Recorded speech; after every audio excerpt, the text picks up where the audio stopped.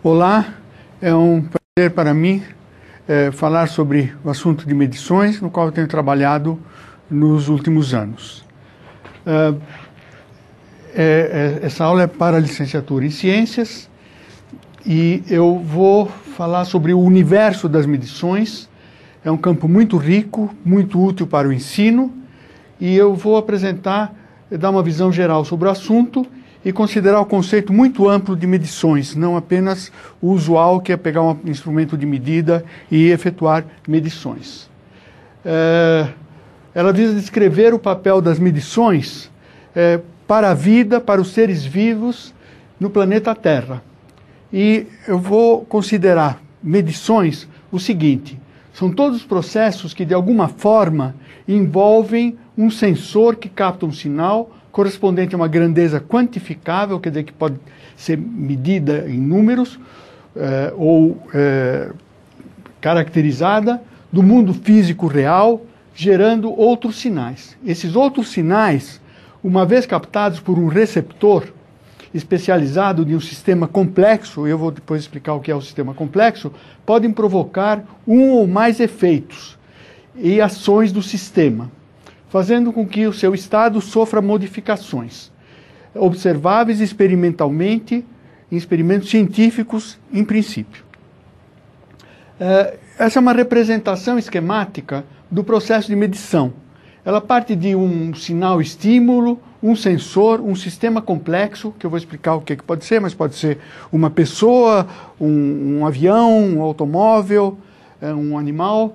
É um sistema complexo que recebe sinais e ele pode efetuar ações e pode agir sobre outros sistemas complexos. Ou pode provocar mudanças sobre o próprio sistema complexo, por exemplo, uma pessoa. Isso vai ficar claro ao longo da apresentação. No esquema, o sistema complexo pode ser um aparelho de ar-condicionado que regula automaticamente se liga ou se desliga conforme muda a temperatura, se abre a janela.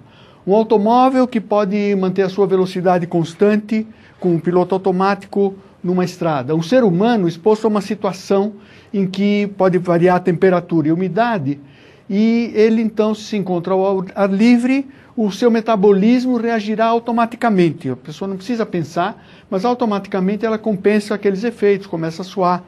Ou então um animal de rapina que está com fome e ao avistar uma presa, e é o sinal que ele vê, ele avaliará a situação e poderá sair em disparada buscando saciar a fome. Isso daqui então é o que eu entendo por sistema complexo para esta apresentação. O sinal-estímulo pode ser sinal de temperatura, umidade, velocidade, nível de glicose no sangue, um número muito grande de sinais e estímulos. Ações podem ser corretivas ações são perceptíveis fora do sistema complexo. Estado alterado pode ser o indivíduo que vê uma notícia e ele muda de ideia e antes ele queria ir ao cinema e ele desistiu de ir, então ele mudou o seu estado. Assim, a memória sofreu uma mudança de estado, passando a ter novas informações. No caso do animal de rapina, ele poderia ainda emitir sinais característicos, chamar seus filhos para saborear o banquete, né, que ele espera conseguir, emitir sons agressivos para não ter convidados não desejados. Enfim, há inúmeros exemplos de situações em que há um sinal e um sistema complexo reage. Espero que fique claro ao longo do caminho. Eu vou fazer uma divisão nas categorias de medições. Essa é uma visão minha particular, mas eu caracterizei medições como medições formais usuais, que estamos acostumados, como velocidade de um automóvel 50 metros por segundo. Medições tecnológicas automatizadas. Nós vivemos num mundo em que uma porção de aparelhos são automáticos e nós chegamos a ter aviões que conseguem aterrissar automaticamente sem a intervenção do piloto. Nós temos medições humanas intuitivas. São medições que os seres humanos realizam para se movimentar. Por exemplo, quando vão atravessar a rua, o ser humano faz várias avaliações de velocidade dos veículos, da velocidade dele para atravessar a rua, e são intuitivas. A maioria das pessoas nem pensa que está fazendo medições. E elas vão se aperfeiçoando, inclusive, com o treinamento. Quando uma pessoa dirige um veículo, ela aos poucos vai aprendendo a dirigir e não fica pensando, mas automaticamente vê uma curva, vê outros veículos, e ela então toma atitudes para dirigir, evitar acidentes e assim por diante. Nós temos medições humanas automáticas. São aquelas que o corpo realiza sem nem perceber. Por exemplo, quando a gente sente calor, a gente começa a suar, mas é automático, não é que a gente pensa e percebe, a gente percebe que sua, mas elas são plenamente automáticas. Ou, por exemplo, quando corremos, nós precisamos mais oxigênio, automaticamente a nossa respiração se torna mais frequente e o ritmo cardíaco também aumenta. São automáticas. E as medições dos seres vivos, em geral, têm essas características. É claro que as medições humanas são parte dos seres vivos, mas são um caso especial. As medições usuais são as que a gente percebe normalmente, são os regulamentos, os taxímetros, os medidores de água, gás, aparecem nos esportes, na segurança, no trabalho. Esse universo é muito amplo, mas os detalhes, em geral, são pouco conhecidos pelo cidadão comum. Essas medições são, em geral, realizadas utilizando instrumentos e operadores que efetuam medições e registram manualmente ou automaticamente os resultados para informação para os diversos utilizadores. Alguns exemplos são uma balança de supermercado, medições em hospitais e consultórios sobre estados vitais de pessoas, produtos fabricados, condições atmosféricas, velocidades em ruas e estradas, podem resultar numa multa, e de controle de horário de trabalho, a pessoa faz o ponto e, no fundo, é uma medição a hora que entrou e que saiu. Esse universo visa promover a proteção dos cidadãos, de seus direitos e regulamentar relações comerciais, empresariais, do governo, e, em muitos casos, promovem a justiça. A metrologia é uma forma, a metrologia formal é um instrumento, pode ser um instrumento de dominação ou um instrumento de libertação, depende de como é usada. Se for transparente, ela é de libertação, mas se for feita com regras que só quem manda conhece e vai à autoridade, então são formas de dominação e nós na história encontramos muitas delas. Medições tecnológicas automatizadas, elas são muito recentes. A introdução da automação na tecnologia, ela pode ser caracterizada no período da Revolução Industrial, quando foram feitas as primeiras máquinas a vapor. E introduziram o conceito de feedback, ou retroalimentação.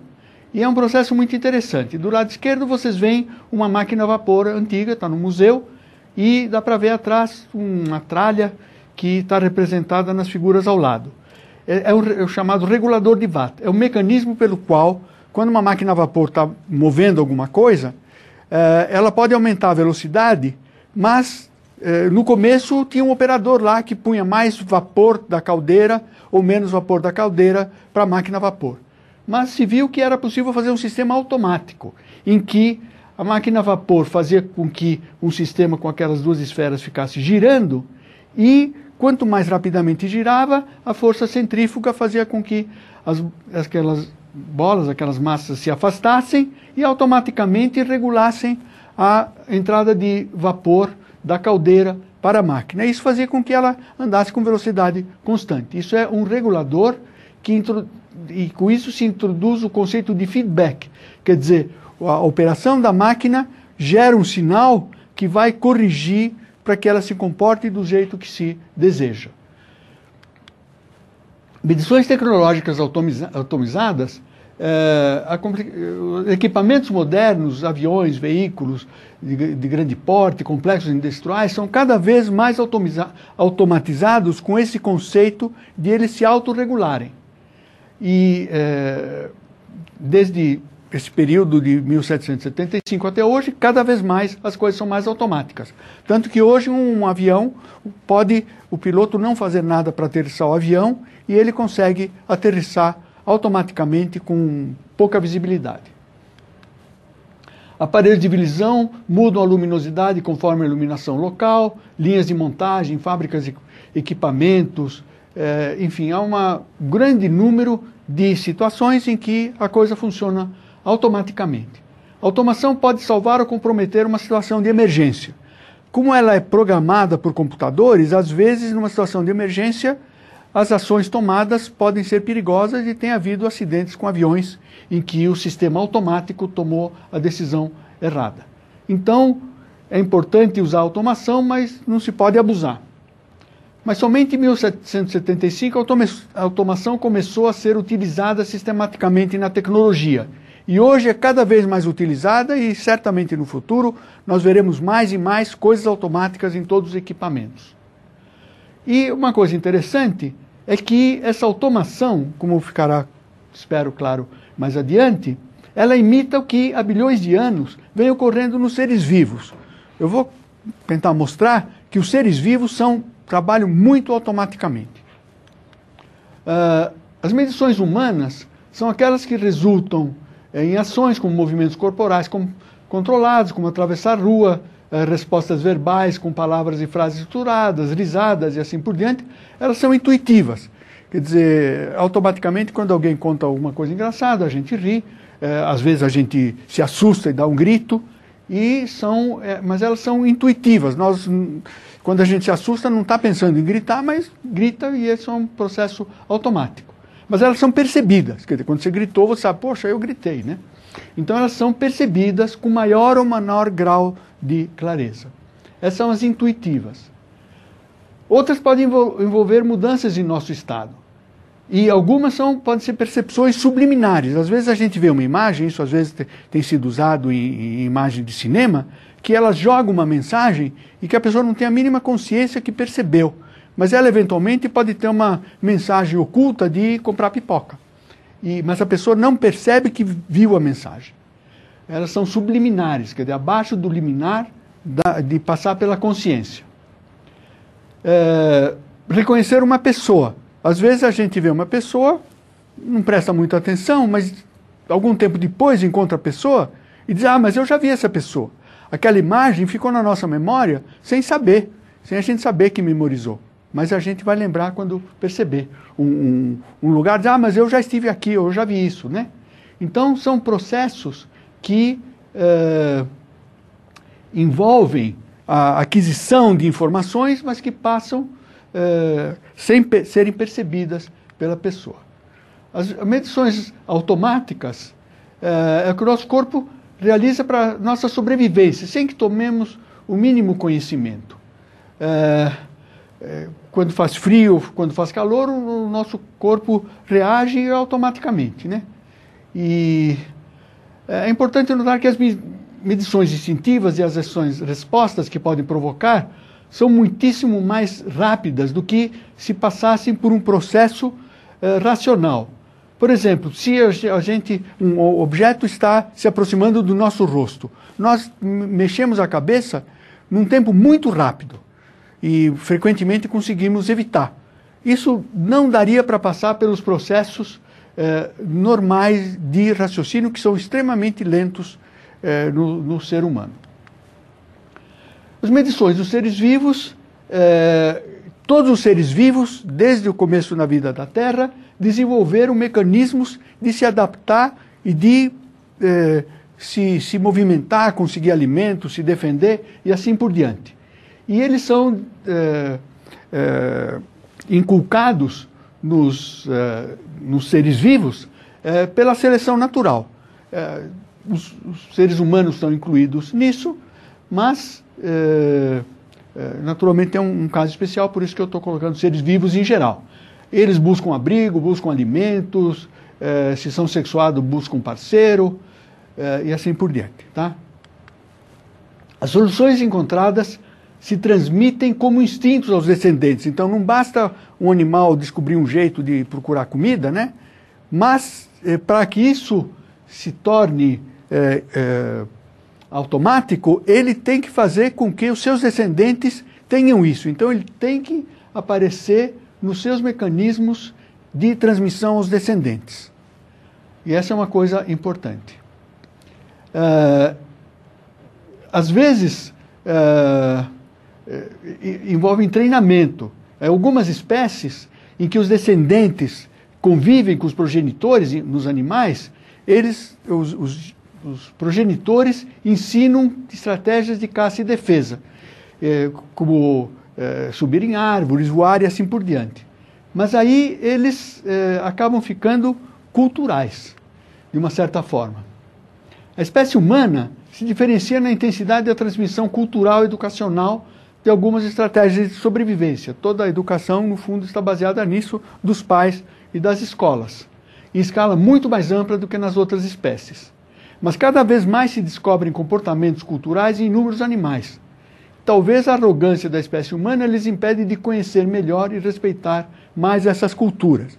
Mas, por exemplo, existem baleias da região do Atlântico que tem músicas e tem modos de comunicação que só as baleias da mesma região entendem. As do Pacífico não entendem e vice-versa.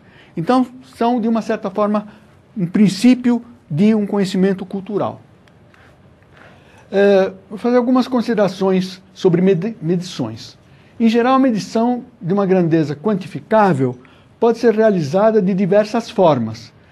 E cada passo depende da situação e disponibilidade. E existe uma história aí corrente que é chamada a história do barômetro. E se conta que uma vez um professor deu uma prova e disse como é que se mede a altura de um prédio com um barômetro. E aí um aluno muito bom estava lá e não escrevia nada. O professor disse, poxa, mas como você não está sabendo? Disse, não, é que tem muitos jeitos, né? E aí acabou a prova e o professor disse, mas como é que são os jeitos? Porque o professor estava pensando que o barômetro, como mede pressão, é um instrumento que mede pressão da figura, ele vai embaixo e sobe o prédio, vê a variação de pressão, olha uma tabela, diz, a pressão diminuiu tanto, o prédio tem tal altura. Mas o estudante diz, não, tem muitos jeitos. Eu pego o barômetro, né, um objeto de um certo tamanho, e eu vou lá na escada, vou subindo, e eu meço um barômetro, ponho o barômetro do chão até uma certa altura, ponho um tracinho, depois ponho um trecho seguinte, num trecho seguinte, e vou subindo a escada e digo, esse prédio tem tantos barômetros de altura, né? Ou então ele diz, eu vou lá em cima e jogo o barômetro pela janela, né? Eu meço o tempo que ele levou para cair, eu conheço as leis, estudei física, e meço o tempo, sei as leis da queda dos corpos, digo qual é a altura. E ele deu até umas outras possibilidades, mas disse, olha, o jeito mais fácil é o seguinte, eu pego o barômetro, eu toco a campainha do zelador do prédio e digo, olha, eu lhe dou de presente, entrego esse lindo barômetro, se o senhor me disser a altura do prédio. E ele usou o barômetro para saber a altura do prédio. Essa é uma ideia de que medições podem ser feitas de modos muito diferentes. Podem ser geradas por comparação de padrões, pela variação de uma grandeza facilmente observável e registrável e transmissível. E hoje em dia, como nós vivemos numa sociedade computerizada, todas as medidas acabam entrando diretamente no computador. Então elas são todas praticamente transformadas em grandezas elétricas que o computador então pode trabalhar com elas. Então há uma diversidade muito grande. A título de exemplo eu vou mostrar alguns instrumentos de medir, são mais ou menos comuns. Isso é um instrumento de medir que mede a pressão que as pessoas usam para saber se tem pressão alta ou não. Esse daqui é um termômetro usado para medir a temperatura ambiente. Esse daqui é um instrumento para medir grandezas elétricas. Esse daqui mede grandezas de interesse meteorológico, previsão de chuva, pressão atmosférica. Esse é mecânico, relativamente antigo. Esse é um moderno. Isso aqui é uma coisa usada em cozinha para medir quantidades, mas eles também podem ser usados para medir, por exemplo, o volume de um corpo, porque se a gente põe água e depois põe um corpo lá dentro, o quanto a água sobe, mede o volume. E se ele boia, também pode medir o peso dele, que é a água deslocada. Esse é um termômetro já para temperaturas mais altas. Esse daqui é um GPS, que diz com precisão a latitude e longitude, mede a posição na superfície da Terra. E esse daqui é um fusível, que também pode ser considerado como um instrumento de medida. Ele é um instrumento que pode ser chamado altruístico. É o fusível, ele tinha... Esse é meio antigo, na entrada das casas, e quando há um curto-circuito, alguma coisa, ele está programado para que, se a corrente atinge um certo valor, que começa a ser perigoso para dar incêndio, coisa desse tipo, ele simplesmente se sacrifica, ele se destrói e interrompe a corrente. Esse daqui é um medidor de temperatura, equivalente a um termômetro clínico, mas que pode ser colocado no ouvido. Ele usa a radiação infravermelha e mede a temperatura. Então, essa é uma demonstração pequena de alguns instrumentos de medição. Eu vou fazer agora um comentário histórico, e centrado em Galileu. Ele foi precursor da visão moderna das medições e da ciência baseada em experimentos quantitativos e do uso da matemática. Foi um grande salto a introdução de medições na ciência, no sentido moderno. Foi dado por Galileu. Até Galileu, as medições, que às vezes eram até precisas, mas eles não visavam entender a ciência. E eles eram usados para acertar o calendário e a época de plantação, mas não entravam em usar essas medições para fazer teorias e entender como funciona a natureza. Galileu introduziu a linguagem da matemática na ciência e desenvolveu as bases conceituais das medições modernas para propor teorias científicas. Vamos fazer algumas considerações sobre o estudo do movimento acelerado que Galileu fez e sobre o isocronismo do pêndulo. Galileu teve uma educação musical privilegiada e tinha um excelente ouvido. Seu pai e irmão eram músicos. E ele conseguiu desenvolver uma capacidade para avaliar com precisão intervalos de tempo. Não havia relógios cronômetros na época, com essa precisão. E os estudos mostram que ele conseguia medir intervalos de tempo com 64avos de segundo. É uma precisão muito grande. Isso hoje existe uma teoria das várias inteligências, onde pessoas se especializam em certas áreas. E o Galileu, além de outras, ele tinha uma inteligência musical que tinha capacidade de marcar tempos com grande precisão, e isso ajudou as pesquisas dele. Mas aqui na Catedral de Pisa, ele viu a oscilação de um pêndulo, de um candelabro. A pessoa que foi acender, pôs ele em movimento, e ele percebeu que, quando o movimento diminuía de amplitude, ele mantinha o mesmo período. Essa é a base dos relógios de pêndulo e foi uma contribuição importante dele para a ciência. E ele também estudou o movimento de corpos caindo no plano inclinado. E ele construiu um equipamento em que ele deixava rolar uma bolinha, e ele, então, conseguiu fazer marcações no plano inclinado que correspondiam a intervalos de tempos diferentes, de tempos iguais, em que ele percorria as várias distâncias. Então ele decidiu estudar como é que variavam esses espaços percorridos com o tempo. A bolinha, quando passava, tocava um sininho, e ele então acertava as coisas para ter intervalos iguais, de uma unidade de tempo. Por exemplo, 1 segundo, mais 1 segundo, mais 1 segundo, mais 1 segundo, e cada vez ele percorria intervalos maiores. Ele pegou os resultados, fez uma tabela, o tempo, o espaço percorrido, e em todo o intervalo de tempo, por exemplo, em 6 segundos ele percorria 6 unidades de espaço, mas no último segundo é a diferença entre uma e a anterior, e é a sucessão dos números 1, 3, 5, 7, 9 e 11, que são a sucessão dos números ímpares. E com isso ele interpretou que o espaço percorrido variava com o quadrado do tempo, né? 36 é o quadrado de 6, mas a velocidade variava linearmente do tempo. Quer dizer, no primeiro segundo tinha uma certa velocidade, mas no segundo tinha uma velocidade 2 vezes maior, e assim por diante. E com isso, então, ele conseguiu descrever o movimento de queda livre. Ele usava um plano inclinado porque ele é mais lento. Se deixa a queda vertical, é muito rápida e não dava para ele usar os métodos dele.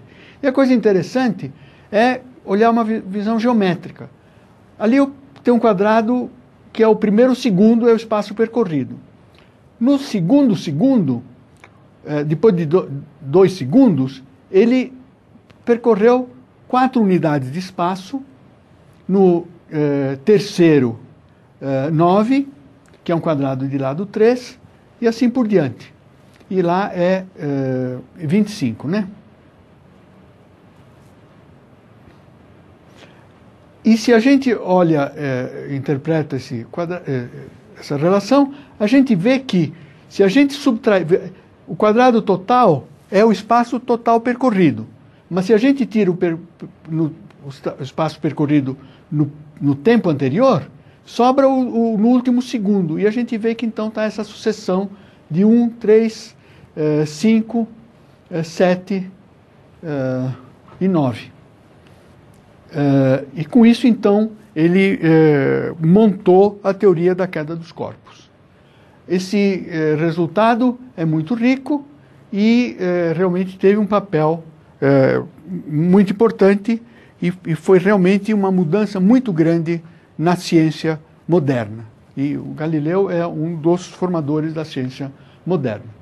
Hoje se aprende na escola que essa coisa é explicada com equações e se perde essa visualização mais intuitiva, mas a tendência moderna do ensino é olhar as equações onde se perde muita informação da realidade.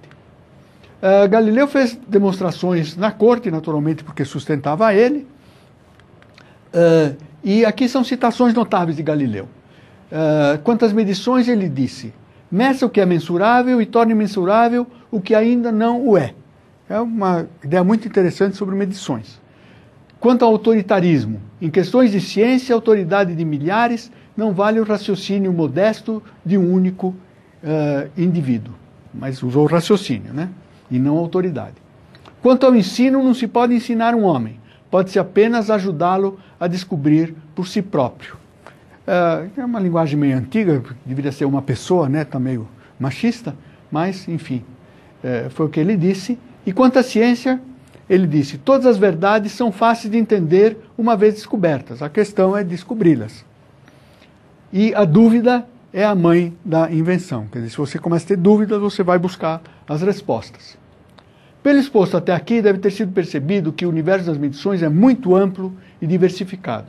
Assim procurarei dividir daqui para frente uma parte de medições informais realizadas pelos seres vivos e uma parte de medições para a ciência e tecnologia e o desenvolvimento do mundo globalizado.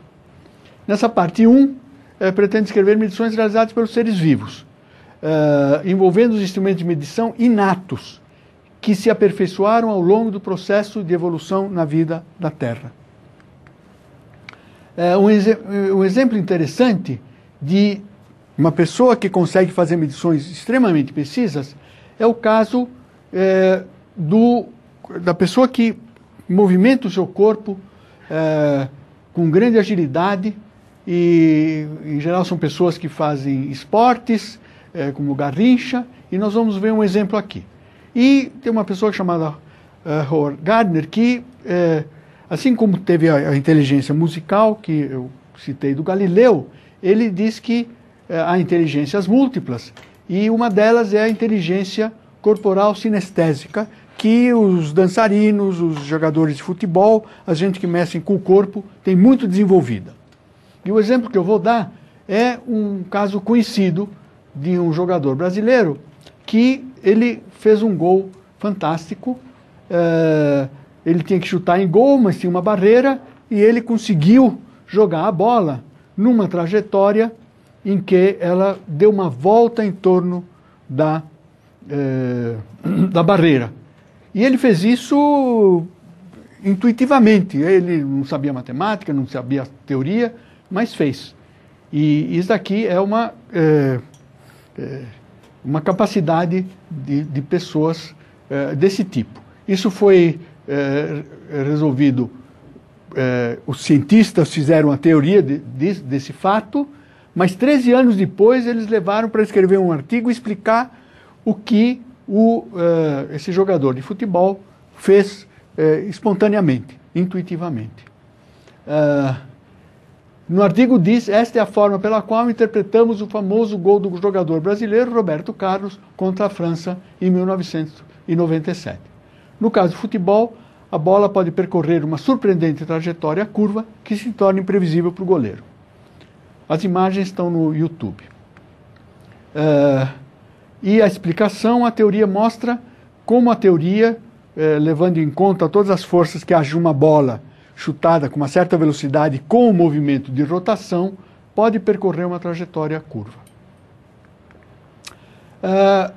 Na parte de medições envolvendo sentidos, vamos os nossos 5 sentidos. Um deles é a visão, que percebe a luz, forma e movimentos, e o sensor são os olhos. O outro sentido é a audição, que percebe o som, e o sensor são os ouvidos. Ele é bastante complexo, não vou entrar em detalhes. O paladar, que é o sabor, é um sensor, a língua e o nariz, porque para a gente sentir gosto, o nariz também participa. Tanto que uma pessoa resfriada, em geral, não sente muito gosto da comida.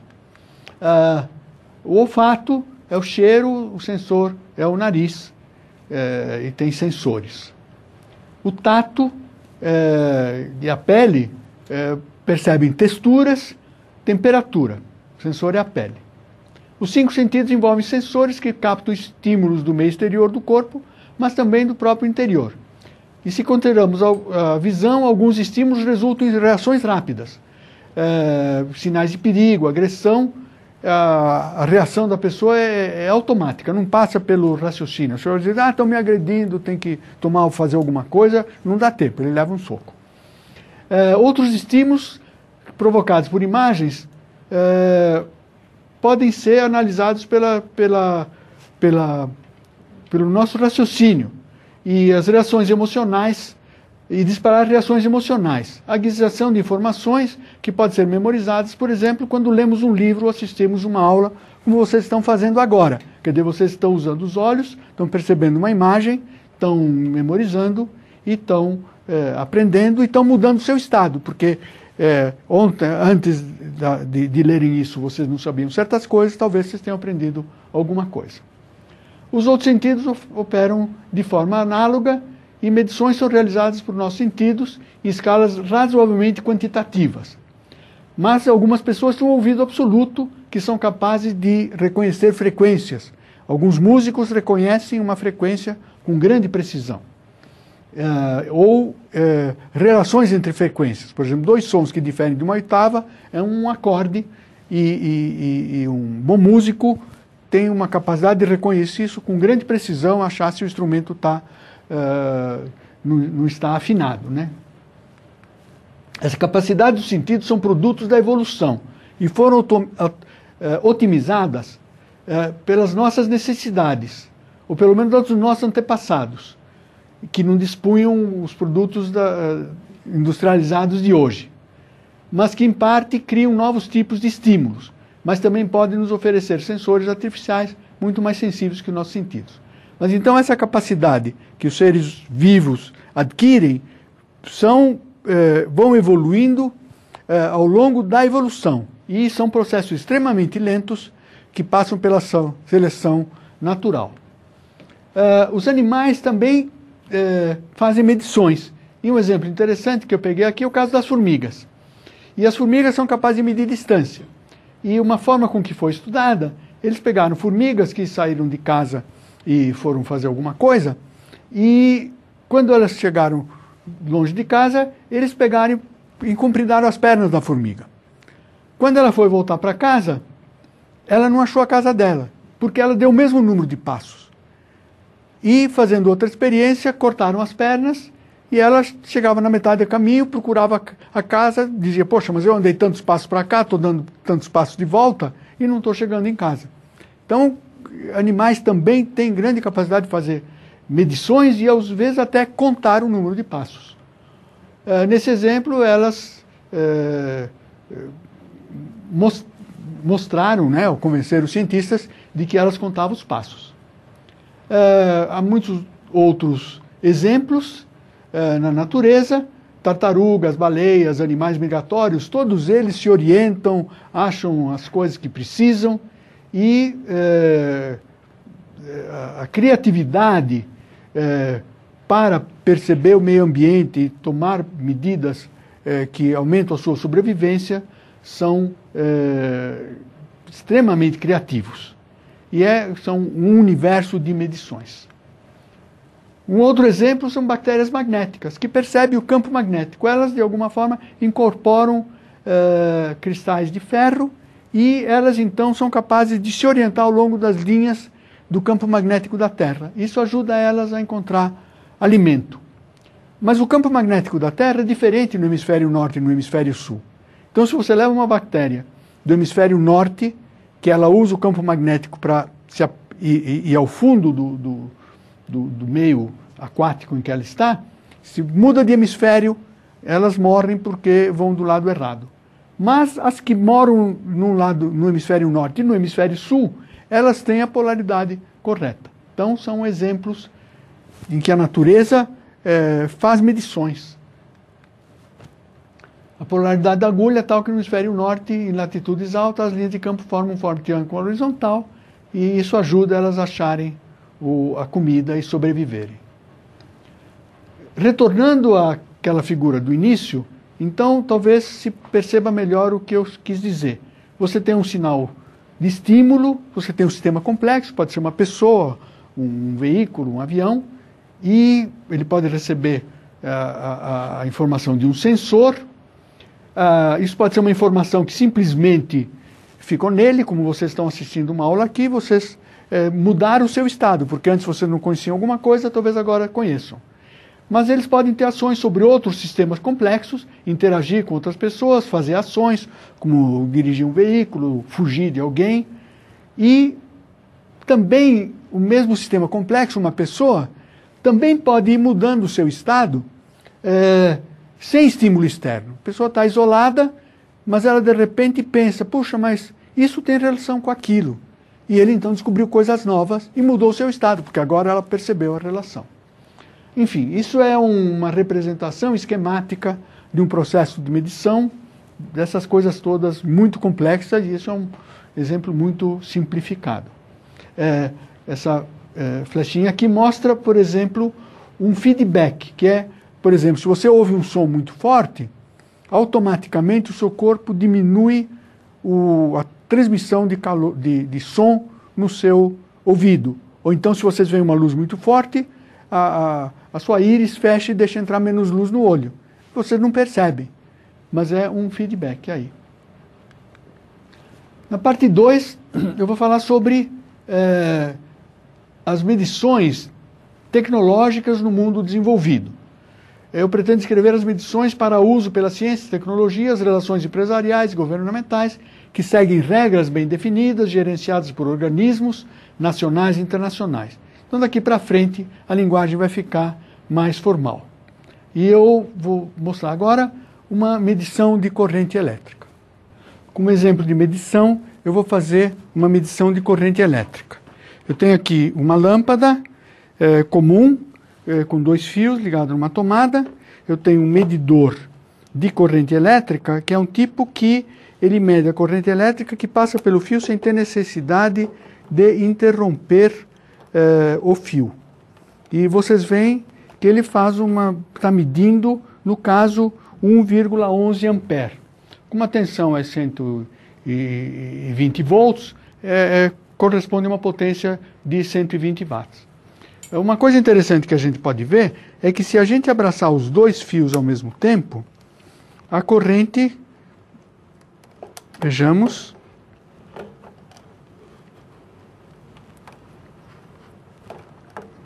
ela fica 0. porque a corrente está passando num fio num sentido e no outro fio no outro sentido, então o total da corrente é zero. Vamos voltar para a metrologia formal. A ideia é mostrar como funciona o relacionamento, a estrutura, a coordenação, como evoluíram ao longo do tempo para se adaptar ao progresso da humanidade, os aspectos tecnológico, social, buscando atender às necessidades dos cidadãos.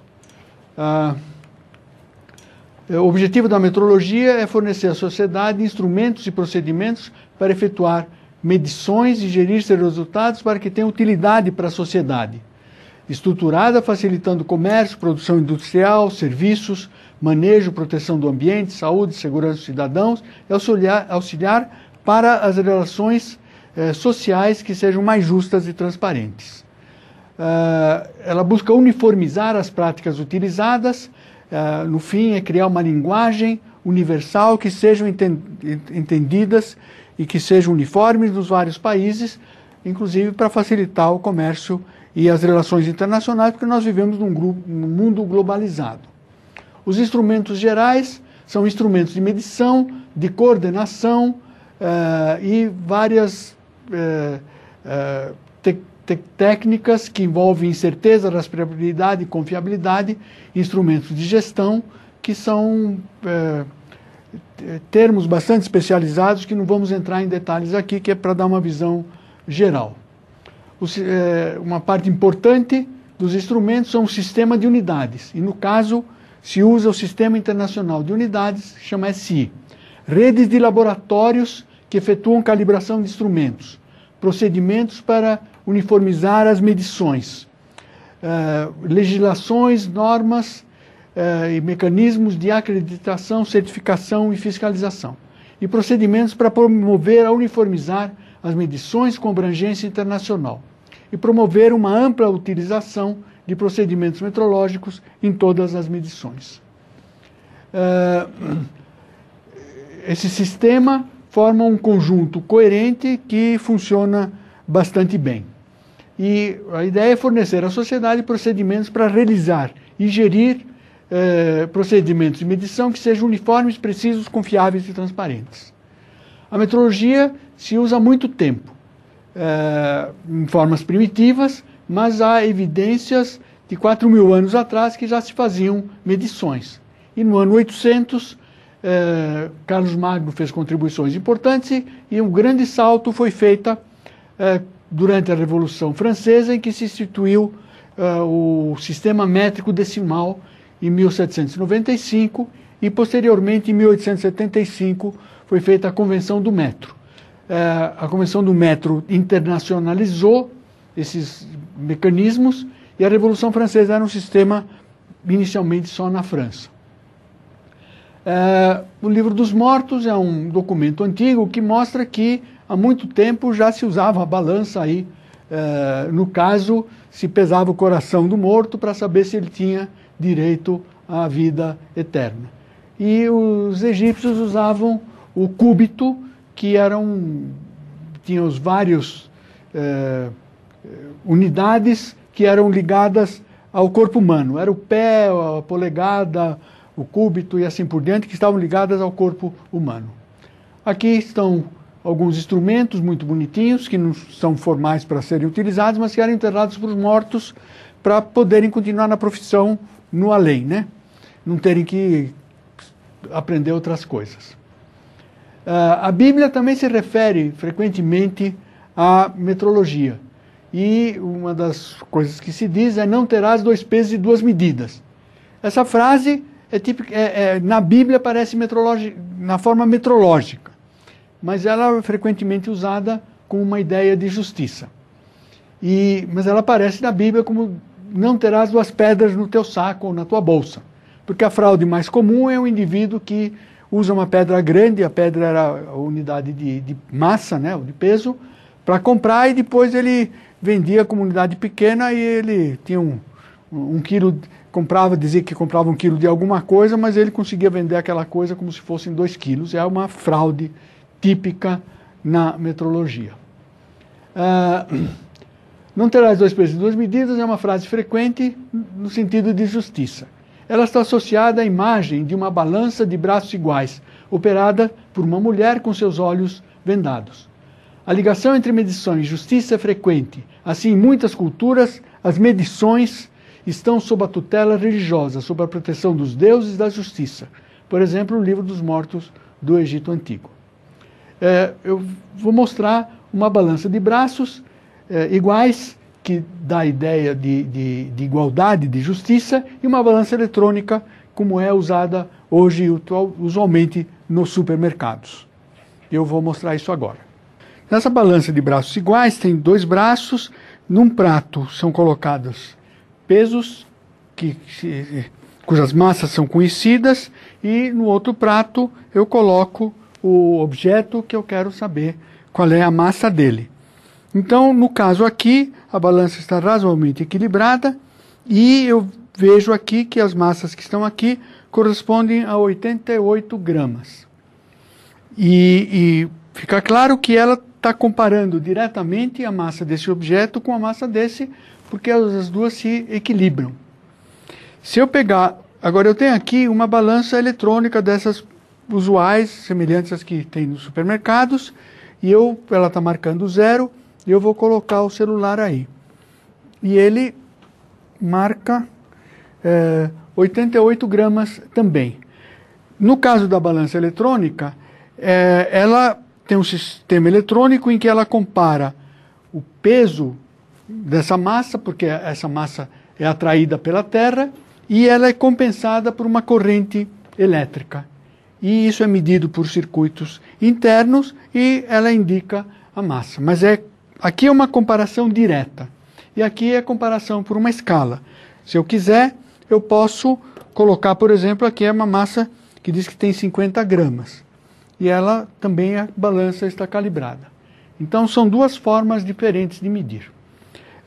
Em relação à justiça, eu acho que a justiça não vai se modernizar e substituir a balança como símbolo da justiça por uma balança eletrônica que não vai ter a mínima graça, e ela vai continuar com uma balança de dois braços, que é muito simbólica de mostrar realmente a igualdade de duas medidas ou duas decisões. Esse aqui é um simbolismo da justiça, onde aparece uma balança, como nós acabamos de ver, e é de um famoso pintor italiano, de Urbino, mais ou menos de 1500. É uma bonita imagem. Bom, vamos olhar um pouco essa metrologia mais formal. Carlos Magno, que está num veículo de 1 cavalo, ou 750 watts, ele fez contribuições importantes em torno do ano de 800, portanto, há 1.200 anos atrás. E ele montou um sistema de medições, que é conhecida como a pilha de Carlos Magno, e que está representada aí, são várias massas, e aparece também o quilograma padrão, que eu vou mostrar mais adiante, que é a versão moderna. Tem outras, mas esse sistema, que era para ser universal, acabou ocorrendo que cada cidade tinha seus sistemas de medidas. Então, por exemplo, nós temos a Libra da cidade de Cluny, em Paris, tem as figuras aqui, são as massas aqui de Toulouse, e são as massas que valiam na cidade. Outra cidade tinha massas diferentes, o comércio ficava muito complicado. Na cidade de Braunschweig, na praça onde tinha a feira, tinha essa marca aqui que dizia qual era essa unidade de comprimento, que se chamava L, e que tinha aquele comprimento. Se havia uma briga ali, alguém vendia uma corda e havia dúvidas quanto ao comprimento, o pessoal ia lá e acertava. Estava na praça pública, nesse prédio. A Revolução Francesa introduziu um sistema métrico decimal, que a ideia era unificar as medições em toda a França, porque o sistema de medições era usado como um sistema de exploração do povo, e então na Revolução foi feita uma exigência de tornar transparente o sistema de medição. O sistema métrico decimal veio também a modernizar as medidas. Antigamente, por exemplo, nós tínhamos uma medida que era a milha. E a curiosidade é que a milha parece uma medida para nós de uso nos países de fala inglesa, né? Mas ela tem origem romana. Ela corresponde a aproximadamente 1.600 metros e corresponde a 1.000 passos duplos de um centurião romano, que eram membros do exército romano, e essa era a origem da milha. O sistema métrico decimal é um sistema coerente, baseado em algo muito universal. Então, a ideia foi fugir daquelas medidas que eram baseadas no corpo humano, o pé, a polegada e assim por diante.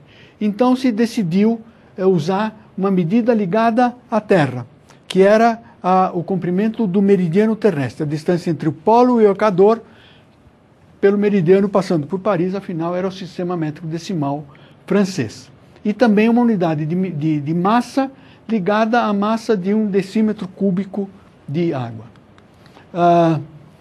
Em meados do século XVIII, a França passou a distribuir padrões e mandava para os vários países, e ele mandou para o Brasil também os padrões de massa e de comprimento, mas naturalmente para agradar o Dom Pedro II, mandou também um conjunto de cerâmicas de Sèvres.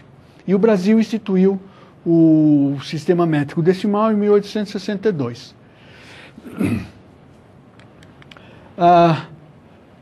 Mas os vários países usavam o sistema francês e começou a haver uma pressão para tornar uma coisa internacional, porque os vários países usavam e ficava desagradável o Brasil. Não, nós usamos o sistema francês.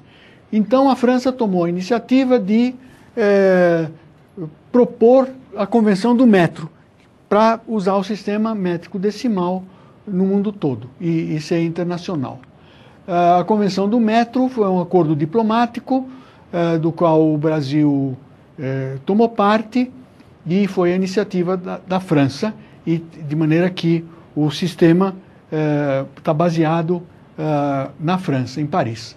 A convenção do metro foi assinada em 1875, foi assinada por 17 países, e o Brasil foi um dos signatários originais.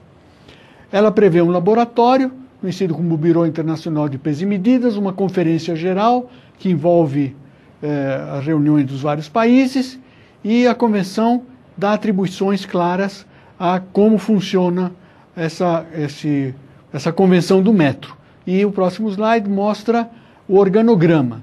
Ele envolve a convenção do metro, que é um tratado diplomático, a conferência geral, que é uma reunião dos governos dos Estados-membros, na época eram 17, mas hoje são da ordem de 50, um comitê internacional que cuida do funcionamento do sistema entre duas reuniões, comitês consultivos que cuidam das várias grandezas a serem medidas, o Bureau Internacional, que é um laboratório, os Institutos Nacionais de Metrologia dos vários países, que se relacionam com o Comitê Internacional, com o Bureau, com os comitês consultivos, de maneira que em cada país tem um sistema metrológico. No Brasil é o Inmetro. Outras organizações internacionais também participam. E também existem, para não tornar um sistema fechado só de 50 países, existem estados associados, o que é importante para o comércio internacional. Esse é o organograma, então, de como funciona o BIPM. O BIPM se vê como o centro do universo, né? Tem as constantes fundamentais e tem as várias atividades que dependem das medições. Ele está instalado num edifício que chama Pavillon de Breteuil, em Paris. Outra fotografia. E essa aqui é uma fotografia dos membros do CIPM na reunião de 1894. Foi uma das primeiras reuniões, e vocês notem que as pessoas se vestem como na época, mas as janelas vocês vão ver que aparecem também na reunião da Conferência Geral de 1895 e numa reunião recente. As pessoas são diferentes, mas as janelas são as mesmas.